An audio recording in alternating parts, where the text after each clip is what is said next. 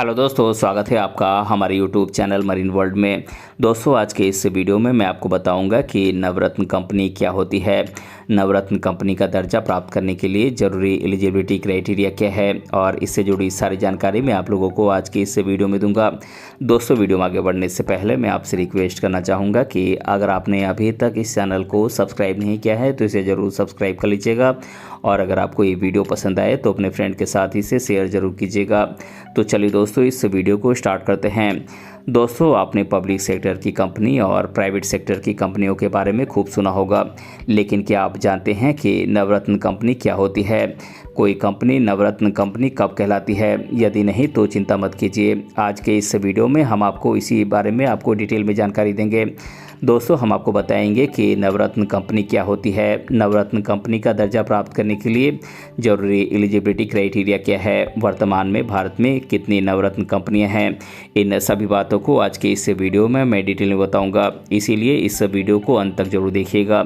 तो चलिए दोस्तों, आज के इस वीडियो को हम बिना देरी किए हुए शुरू करते हैं और आगे बढ़ते हैं। दोस्तों, इससे पहले कि हम नवरत्न कंपनी के बारे में जानें, हमारे लिए सेंट्रल पब्लिक सेक्टर इंटरप्राइजेस के बारे में जानना जरूरी है कि ये इंटरप्राइजेस कौन से होते हैं। दोस्तों, आपको बता दें कि जिन कंपनियों में भारत की केंद्र सरकार की हिस्सेदारी 51% या उससे अधिक होती है उन्हें सेंट्रल पब्लिक सेक्टर इंटरप्राइजेस कहा जाता है। दोस्तों, आपको बता दें कि ये enterprises department of public enterprises के अंतर्गत आते हैं। इनका management ministry of heavy industries and public sector enterprises भारी उद्योग एवं सार्वजनिक उद्यम मंत्रालय के द्वारा किया जाता है। इन इंटरप्राइजेज को 3 कैटेगरीज में रखा गया है, महारत्न, नवरत्न और मिनी रत्न। दोस्तों, अब आप सोच रहे होंगे कि नवरत्न का क्या मतलब होता है। तो दोस्तों, आपको बता दें कि नवरत्न 2 शब्दों नव और रत्न से मिलकर बना है। नव का मतलब होता है नौ और रत्न का अर्थ होता है उत्तम। ऐसे में उत्तम नौ को नवरत्न कहा जाता है। दोस्तों, यदि आप इतिहास में दिलचस्पी रखते हैं तो आप ये जरूर जानते होंगे कि बादशाह अकबर ने भी राजकाज में मदद करने के लिए अपने दरबार में नवरत्न नियुक्त किए थे। ये अपने अपने क्षेत्र के 9 माहिर यानी कि उत्तम या श्रेष्ठ लोग थे। इसी प्रकार यदि कंपनियों की बात करें तो नवरत्न कंपनियों का मतलब 9 श्रेष्ठ कंपनियों से है। दोस्तों, आइए अब हम जान लेते हैं कि नवरत्न कंपनी क्या होती है। आपको बता दें कि नवरत्न कंपनी पब्लिक सेक्टर की कंपनी होती है। एक नवरत्न कंपनी को 1000 करोड़ रुपए तक इन्वेस्ट करने की फिनेंशियल ऑटोनॉमी यानी कि वित्तीय स्वायत्तता होती है, यानी कि इसके लिए इसे केंद्र सरकार की मंजूरी की ज़रूरत नहीं होती है। दोस्तों, अब आपके दिमाग में सवाल उठ रहा होगा कि सेंट्रल पब्लिक सेक्टर इंटरप्राइजेज को नवरत्न कंपनी का दर्जा प्राप्त करने के लिए ज़रूरी एलिजिबिलिटी क्राइटेरिया क्या है। तो आपको बता दें कि इसके लिए किसी इंटरप्राइजेज को यानी कि किसी उद्यम को कुछ शर्तों पर खरा उतरना होता है, जैसे कि रिलेटेड कंपनी के पास यानी कि संबंधित कंपनी के पास मिनी रत्न कैटेगरी का दर्जा होना चाहिए। वो कंपनी पब्लिक सेक्टर इंटरप्राइजेज की शेड्यूल ए में लिस्टेड होना चाहिए। पिछले 5 में 3 सालों तक कंपनी ने कॉन्ट्रैक्ट सिस्टम के तहत बहुत अच्छी रेटिंग हासिल की होनी चाहिए। कंपनी के बोर्ड ऑफ डायरेक्टर्स में 4 इंडिपेंडेंट डायरेक्टर्स होने चाहिए। दोस्तों, इन 6 परफॉर्मेंस स्टैंडर्ड्स की कैलकुलेशन करते समय इसका ओवरऑल स्कोर 60 या इससे अधिक होनी चाहिए, तभी एक कंपनी को नवरत्न कंपनी का दर्जा दिया जाता है। दोस्तों, इसके अलावा भी कुछ बातें ध्यान में रखी जाती हैं, जैसे कि नेट वर्थ से नेट प्रॉफिट होनी चाहिए। इसके अलावा प्रोडक्शन, सर्विस कॉस्ट और मैन पावर को ध्यान में रखा जाता है। ग्रॉस मार्जिन को ध्यान में रखा जाता है, ग्रॉस प्रॉफिट को ध्यान में रखा जाता है, कंपनी के पर शेयर इनकम को ध्यान में रखा जाता है और इंटर रीजनल परफॉर्मेंस कंपैरिजन यानी कि अंतर क्षेत्रीय प्रदर्शन तुलना को भी ध्यान में रखा जाता है। दोस्तों, अब आप पूछेंगे कि एक नवरत्न कंपनी को यह दर्जा प्राप्त होने के क्या क्या लाभ होते हैं, यानी कि इसके क्या क्या बेनिफिट्स हैं। आपको बता दें कि एक नवरत्न कंपनी होने के कई लाभ हैं, जैसे कि इन कंपनियों को अधिक फिनेंशियल एंड ऑपरेशनल ऑटोनॉमी यानी कि अधिक वित्तीय एवं परिचालन स्वायत्तता मिलती है। दोस्तों, नवरत्न कंपनियों के द्वारा केंद्र सरकार से किसी भी प्रकार की मंजूरी या अनुमति के बगैर एक ही प्रोजेक्ट पर 1000 करोड़ रुपए या फिर अपनी कुल संपत्ति का 15% तक इन्वेस्ट किया जा सकता है। दोस्तों, एक नवरत्न कंपनी के द्वारा पूरे साल में अपनी कुल संपत्ति का 30% तक भी इन्वेस्ट किया जा सकता है, लेकिन ये इन्वेस्टमेंट 1000 करोड़ रुपए की लिमिट से अधिक नहीं होना चाहिए। दोस्तों, नवरत्न कंपनियों को जॉइंट वेंचर में एंट्री करने, कोलैबोरेशन करने और विदेशों में सब्सिडरी कंपनीज यानी कि सहायक कंपनियां बनाने की आज़ादी होती है। दोस्तों, आपको बता दें कि भारत सरकार के द्वारा आज से करीब 28 साल पहले यानी कि साल 1996 में नवरत्न प्रोग्राम की घोषणा की गई थी। उसके द्वारा साल 1997 में 9 पब्लिक सेक्टर यूनिट्स का सिलेक्शन करके उन्हें नवरत्न घोषित कर दिया गया। इस प्रोग्राम का उद्देश्य लिबरल एनवायरनमेंट यानी कि उदारवादी वातावरण में पब्लिक सेक्टर इंटरप्राइजेज की वर्क एफिशिएंसी बढ़ाने, उनके मैनेजमेंट में प्रोफेशनलिज्म लाने और उनकी कॉम्पिटिटिव एफिशिएंसी में इफ़ेक्टिव इम्प्रूवमेंट लाना था, यानी कि उनकी प्रतियोगी क्षमता में प्रभावी सुधार लाना था। दोस्तों, अब हम बात करते हैं कि वर्तमान में भारत में कितनी नवरत्न कंपनियां हैं। दोस्तों, आपको बता दें कि वर्तमान में भारत में 17 नवरत्न कंपनियां हैं। आइए अब हम इन कंपनियों के बारे में डिटेल में जान लेते हैं। दोस्तों, इस लिस्ट में पहला नाम है भारत इलेक्ट्रॉनिक्स लिमिटेड का। दोस्तों, आपको बता दें कि भारत इलेक्ट्रॉनिक्स लिमिटेड BEL की स्थापना आज से करीब 70 साल पहले साल 1954 में CSF फ्रांस के सहयोग से हुई थी। इसका मुख्यालय कर्नाटक के बेंगलुरु में है। इस कंपनी की स्थापना का उद्देश्य इंडियन डिफेंस सर्विस यानी कि भारतीय रक्षा सेवा को विशेष इलेक्ट्रॉनिक उपकरणों की आवश्यकताओं की पूर्ति करना था।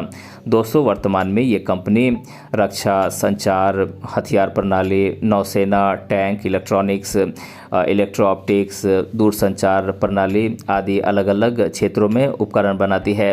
इलेक्ट्रॉनिक वोटिंग मशीन EVM भी इसी कंपनी का एक प्रोडक्ट है। दोस्तों, इस लिस्ट में दूसरा नाम आता है Container Corporation of India Limited का। दोस्तों, आपको बता दें कि Navratna company Indian Container Corporation Limited यानी कि कॉन्कॉर का गठन कंपनी एक्ट के तहत आज से करीब 36 साल पहले मार्च 1988 में किया गया था। इसने इंडियन रेलवेज के 7 इंटरनेशनल कंटेनर डिपो को लेकर इसके अगले साल नवंबर 1989 से कार्य की शुरुआत की। दोस्तों, वर्तमान में इसका देश के 61 टर्मिनल्स का सबसे बड़ा नेटवर्क है। अब ये कंटेनर्स के लिए रेलवेज से इंटरनेशनल ट्रांसपोर्ट उपलब्ध कराने के साथ ही port management, air cargo complex, cold chain establishment तक के वर्क में इंगेज्ड है। दोस्तों, नवरत्न कंपनी की लिस्ट में तीसरे नंबर पर है इंजीनियर्स इंडिया लिमिटेड। दोस्तों, अब नवरत्न कंपनी इंजीनियर्स इंडिया लिमिटेड यानी कि EIL की बात कर लेते हैं। दोस्तों, आपको बता दें कि ये ग्लोबल इंजीनियरिंग कंसल्टेंसी कंपनी है जो EPC इंजीनियरिंग प्रोक्यूरमेंट और कंसल्टेंसी सर्विसेज भी प्रोवाइड करती है। इसकी स्थापना आज से 59 साल पहले साल 1965 में हुई थी। इसका primary focus oil and gas के साथ पेट्रोकेमिकल इंडस्ट्रीज़ पर है। दोस्तों, नवरत्न कंपनी के लिस्ट में चौथे नंबर पर है हिंदुस्तान एरोनॉटिक्स लिमिटेड। दोस्तों, आपको बता दें कि हिंदुस्तान एरोनॉटिक्स लिमिटेड यानी कि HAL हेलीकॉप्टर, लड़ाकू jet engine, avionics, marine, gas turbine engine आदि के साथ ही भारतीय सैन्य विमानों के अपग्रेडेड डिज़ाइन और मैन्युफैक्चरिंग में शुमार है। दोस्तों, आपको बता दें कि इसकी स्थापना आज से लगभग 84 साल पहले साल 1940 में मैसूर के एक फेमस बिजनेसमैन सेठ वालचंद हीराचंद के सहयोग से बेंगलुरु में हुई थी। वर्तमान में कंपनी विशेष रूप से भारत की डिफेंस एविएशन नीड्स यानी कि भारत की रक्षा विमानन ज़रूरतों को पूरा करने के साथ ही अलग अलग देशों में अपने प्रोडक्ट्स को एक्सपोर्ट भी करती है। दोस्तों, नवरत्न कंपनी की लिस्ट में 5वें नंबर पर है महानगर टेलीफोन निगम लिमिटेड यानी कि MTNL। दोस्तों, महानगर टेलीफोन निगम लिमिटेड भी नवरत्न की कैटेगरी में है। आपको बता दें कि केंद्र सरकार की स्वामित्व वाली इस कंपनी की स्थापना आज से लगभग 38 साल पहले साल 1986 में हुई थी।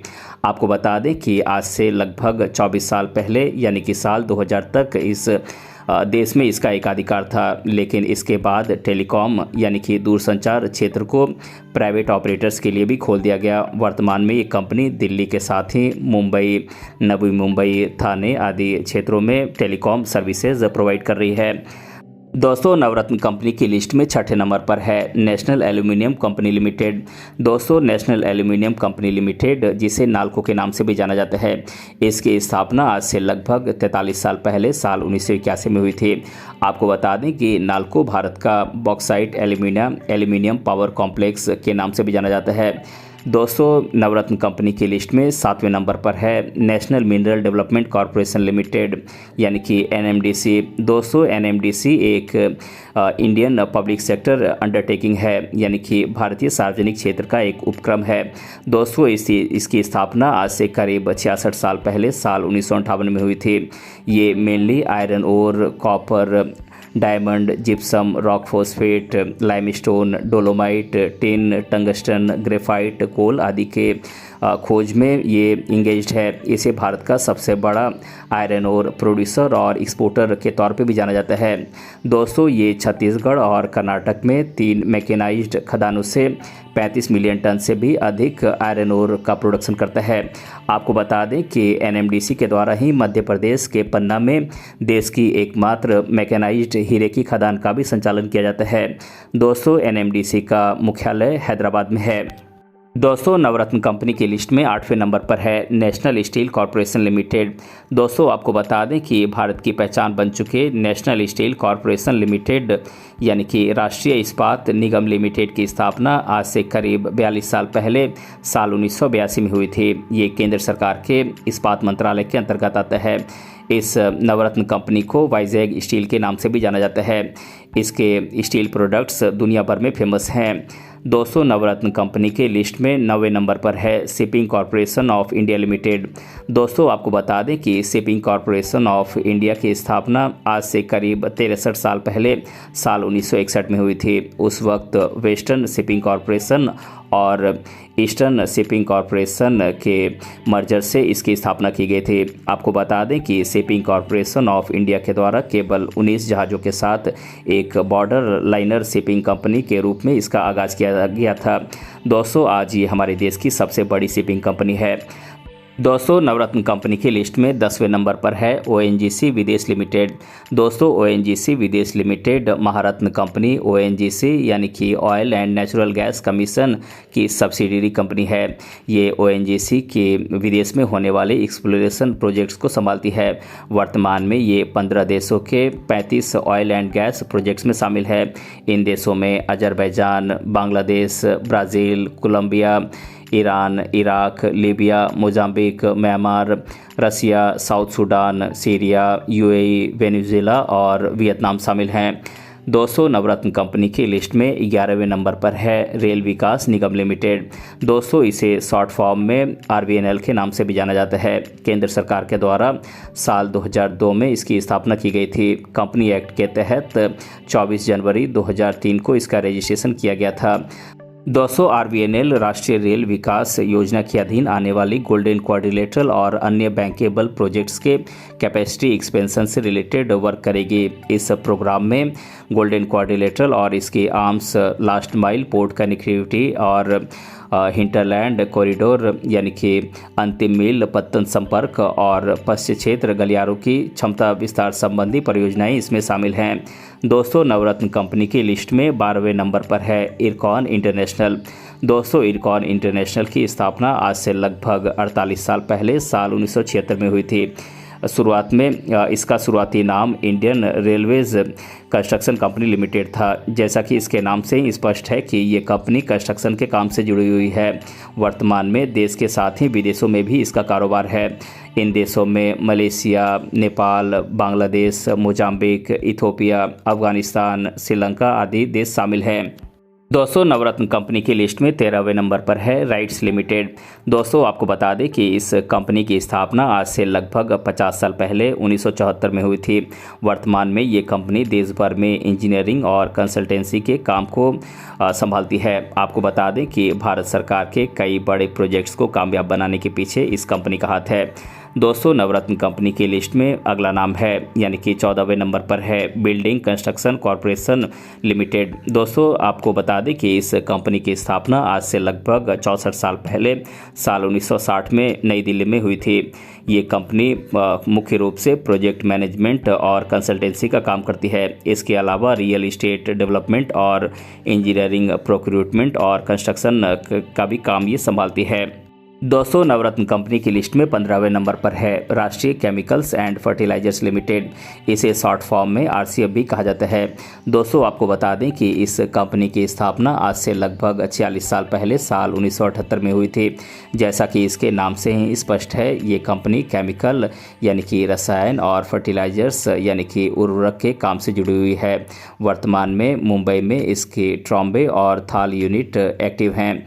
दोस्तों नवरत्न कंपनी की लिस्ट में 16वें नंबर पर है नेवेली लिग्नाइट कॉरपोरेशन लिमिटेड। इसे शॉर्ट फॉर्म में NLC भी कहा जाता है।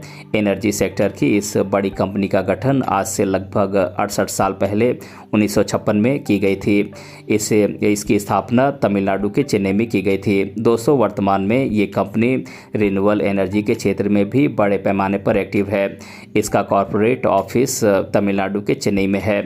दोस्तों नवरत्न कंपनी के लिस्ट में 17वें नंबर पर है Indian renewable energy development agency limited. दोस्तों इसे शॉर्ट फॉर्म में इरेडा के नाम से भी पुकारा जाता है। दोस्तों आपको बता दें कि इस कंपनी को हाल ही में नवरत्न कंपनी का दर्जा प्राप्त हुआ है। नवरत्न कंपनी का दर्जा पाते ही इस कंपनी के शेयरों ने ज़बरदस्त उछाल भरी। दोस्तों आपको बता दें कि इस कंपनी का गठन आज से लगभग 37 साल पहले साल 1987 में हुआ था। ये पब्लिक सेक्टर इंटरप्राइज है। दोस्तों ये energy renewable energy conservation financial services और अदर सर्विसेज प्रोवाइड करती है। दोस्तों अब मैं आप लोगों को नवरत्न कंपनी से रिलेटेड लोगों के द्वारा अधिकतर बार पूछे जाने वाले प्रश्नों को आप लोगों के साथ एक एक कर डिस्कस कर देता हूं। पहला सवाल है नवरत्न का क्या अर्थ है। तो दोस्तों मैं आपको बता दूं कि नवरत्न दो शब्दों नव और रत्न से मिलकर बना है। नव का अर्थ है नौ, जबकि रत्न का अर्थ है श्रेष्ठ। इस प्रकार श्रेष्ठ नवरत्न कहे जाते हैं। दूसरा सवाल है भारत में नवरत्न कार्यक्रम की शुरुआत कब हुई थी। तो दोस्तों मैं आपको बता दूं कि भारत में नवरत्न कार्यक्रम की शुरुआत आज से 27 साल पहले साल 1997 में हुई थी। तीसरा सवाल है वर्तमान में भारत में कुल कितनी नवरत्न कंपनियां हैं। तो दोस्तों मैं आपको बता दूं कि वर्तमान में भारत में कुल 17 नवरत्न कंपनियां हैं। चौथा सवाल है ये 17 नवरत्न कंपनियां कौन कौन सी हैं। दोस्तों इन 17 नवरत्न कंपनियों के बारे में आज के इस वीडियो में मैंने डिटेल से बताया है। आप वीडियो को दोबारा देख सकते हैं। पांचवा सवाल है एक नवरत्न कंपनी का दर्जा प्राप्त करने के लिए क्या क्या पात्रताएं निर्धारित हैं। तो दोस्तों एक नवरत्न कंपनी का दर्जा प्राप्त करने के लिए संबंधित कंपनी के पास मिनी रत्न कंपनी का दर्जा होना चाहिए, यानी कि स्टेटस होना चाहिए। और भी मैंने अलग अलग एलिजिबिलिटी क्राइटेरिया आज के इस वीडियो में डिटेल से बताया है। आप वीडियो को दोबारा देख सकते हैं। छठा सवाल है नवरत्न कंपनी होने के क्या क्या लाभ हैं। तो दोस्तों नवरत्न कंपनी होने के कई लाभ हैं। इसका सबसे बड़ा लाभ ये है कि यहाँ पर कंपनी को फिनेंशियल ऑटोनॉमी प्राप्त होती है। ये कंपनी 1000 करोड़ रुपए तक का इन्वेस्टमेंट बगैर सरकार की मंजूरी से कर सकती है। सातवां सवाल है पब्लिक सेक्टर इंटरप्राइजेज को कितनी कैटेगरीज में रखा जाता है। तो दोस्तों इन पब्लिक सेक्टर इंटरप्राइजेज को 3 कैटेगरीज में रखा गया है। आठवां सवाल है पब्लिक सेक्टर इंटरप्राइजेज की कौन सी 3 कैटेगरीज हैं। तो दोस्तों मैं आपको बता दूं कि ये 3 कैटेगरीज मिनी रत्न, नवरत्न और महारत्न हैं। 9वां सवाल है एक नवरत्न कंपनी के द्वारा साल भर में अपनी संपत्ति का कितना प्रतिशत इन्वेस्टमेंट किया जा सकता है। तो दोस्तों मैं आपको बता दूं कि एक नवरत्न कंपनी के द्वारा साल भर में अपनी संपत्ति का 30% तक इन्वेस्ट किया जा सकता है, लेकिन ये इन्वेस्टमेंट किसी भी सूरत में 1000 करोड़ रुपए से अधिक नहीं होना चाहिए। 10वां सवाल है एक नवरत्न कंपनी में कितने इंडिपेंडेंट डायरेक्टर्स होने चाहिए। तो दोस्तों मैं आपको बता दूं कि एक नवरत्न कंपनी में 4 इंडिपेंडेंट डायरेक्टर्स होने चाहिए। 11वां सवाल है इलेक्ट्रॉनिक वोटिंग मशीन किस नवरत्न कंपनी का प्रोडक्ट है। तो दोस्तों मैं आपको बता दूं कि electronic voting machine Bharat electronics limited BEL का एक प्रोडक्ट है। और 12वां सवाल है नवरत्न कंपनी का दर्जा प्राप्त करने वाली 17वीं कंपनी कौन सी है। तो दोस्तों मैं आपको बता दूं कि नवरत्न कंपनी का दर्जा प्राप्त करने वाली 17वीं company Indian renewable energy development agency limited है। तो दोस्तों आज के इस वीडियो में मैंने आप लोगों को बताया कि नवरत्न कंपनी क्या है और इसके बारे में मैंने आप लोगों को आज के इस वीडियो में डिटेल से बताया है। दोस्तों अगर आपको ये वीडियो पसंद आया है तो अपने फ्रेंड के साथ इसे शेयर ज़रूर कीजिएगा और अगर आप चैनल पर नए हैं तो इसे ज़रूर सब्सक्राइब कीजिएगा। मिलते हैं अगले वीडियो में किसी अन्य टॉपिक के साथ, तब तक के लिए धन्यवाद।